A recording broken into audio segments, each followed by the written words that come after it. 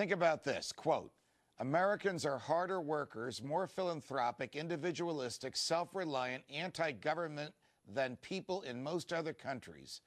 We've turned what was an 18th century third world nation into the freest and most prosperous nation in mankind's entire history.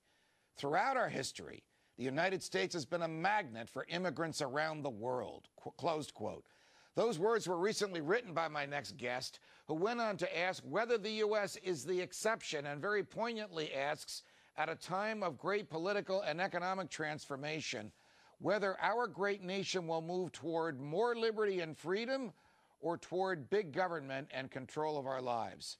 The author of this piece, this article, American Idea, is professor in economics at George Mason University, Professor Walter Williams. Professor Williams, I love having you on. Thanks for joining us again on Freedom Watch. Well, thank you for inviting me. What is American exceptionalism, and does it still exist today? Well, first of all, I'd say that the characteristics of Americans, the idea that we developed a great nation out of a wilderness, the very fact that we historically have held a great suspicion of government, and our generosity. I think that we do something like 80% of all giving around the world. And that's a characteristic that's been with us. I guess it was first written about by Alexis de Tocqueville in 1840 in Democracy in America, talking about the generosity of Americans. And so this is our exceptionalism. This is what makes Americans great.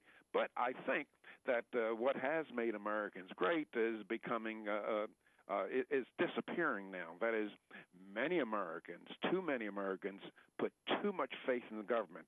You know, if you look at the read the Constitution of the United States. I know you've read it, but people need to read the Constitution.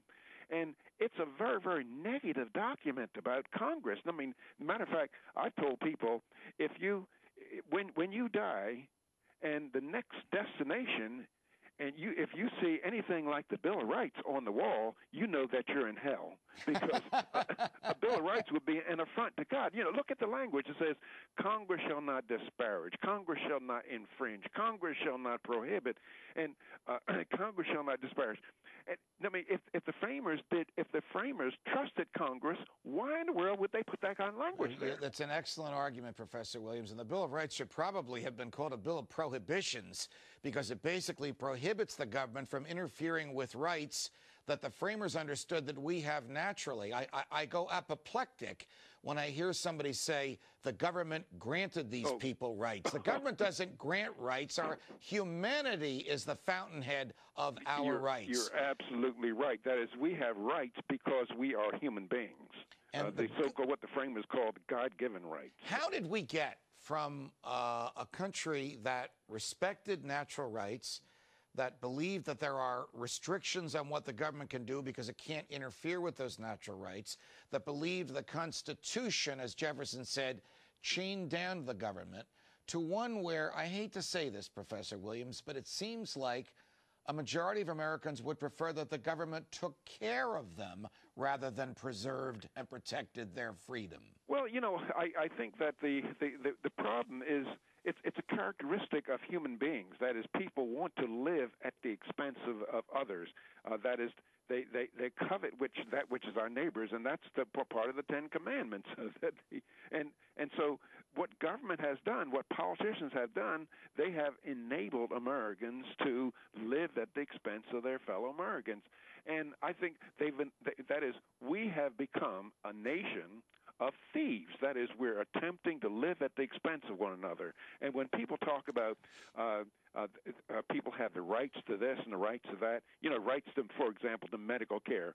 Well, the tooth fairy is not providing you with medical care, and not providing. The only way that you can get something that you did not earn is for the government to take something that somebody else earned and give it to you. I think you put your finger on it. I mean, health care is not a right, it's a good. Food is not a right, it's a good. Shelter and clothing are not rights, they're goods. But when the government sort of migrates into the attitude that these things are rights, when even the Republicans in the House of Representatives introduce legislation that presumes there is a right to health care and we're going to make sure the insurance companies don't cut you off for a pre-existing injury, we have gotten so far afield from the concept of what a natural right is and the restraints on the government, it's almost hopeless. Well, Judge, our basic problem is that of morality. That is, we, the American people, nowadays believe in legalized theft. That is, those of us who are Christians, we should keep in mind that when God gave Moses the commandment, thou shalt not steal, he did not mean that thou shalt not steal unless you got a majority vote in Congress. Right. And moreover, and if you ask God, well, is it okay to be a recipient of stolen property? That would be deemed a sin as well. If your neighbor came to you with a gun and said, hand over the cash or else I'm going to use it, you would call the police and have him arrested for robbery. That's right. But if the IRS came to you with a gun and said, hand over the same type of cash, somehow, that's legal and moral. Judge, I think that I would trust a thief.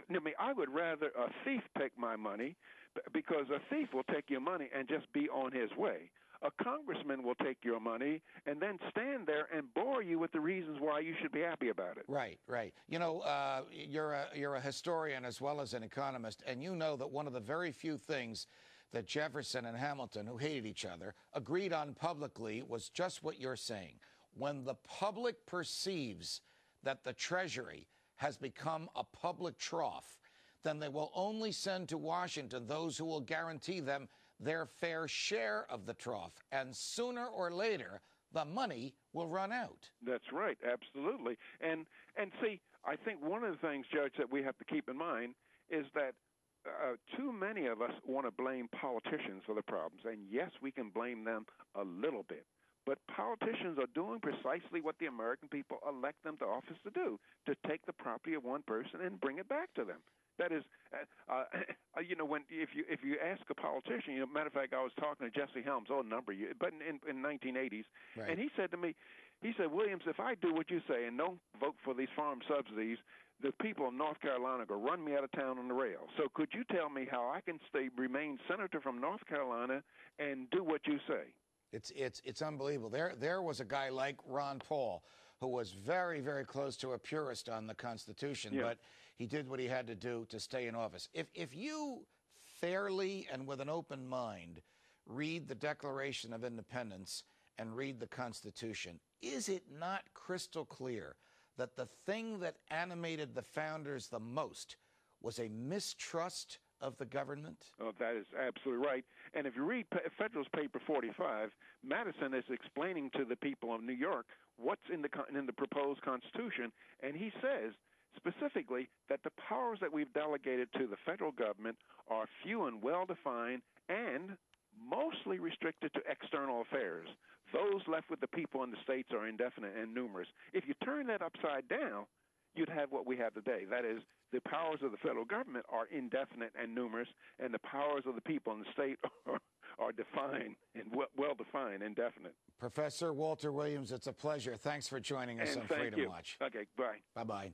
You can catch today's show on foxnews.com/Freedom Watch and on Sirius 145, XM 168, or online at foxnewstalk.com at 6 p.m. Eastern on Saturdays. From New York, defending freedom. Until the next time, stay